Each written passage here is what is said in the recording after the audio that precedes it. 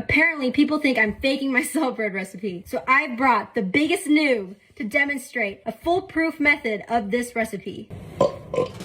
This is gonna be a no knead, no mixer recipe because I think it'll be a lot easier for people. Oh! We're using cold tap water instead of ice water because we're gonna be mixing it by hand. Oh, yeah, that's good. Smells good.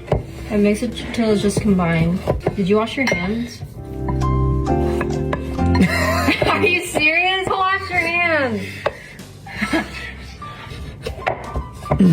Once it gets to this point, you're gonna cover it up and let it rest for 25 minutes. So you're gonna put the softened butter into the dough, okay. And then you're gonna knead it for like 3 minutes. Freaking workout.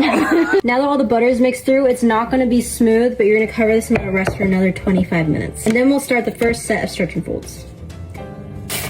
And we're gonna do our first set of stretch and folds, and there's 3 in total. They're gonna be 25 minutes apart, but this is the first one. Stretch. Yeah. Wow, yeah. Stretch. So after the third stretch and fold, it's looking super smooth, and you'll see that it passes the window pane test. So now we're gonna let this rise until it's about 1.5 times in size.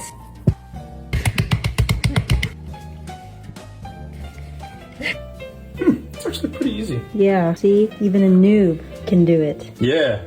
Tadpole shape, go. Oh. Look at that. Wow. Look at that. Ta-da!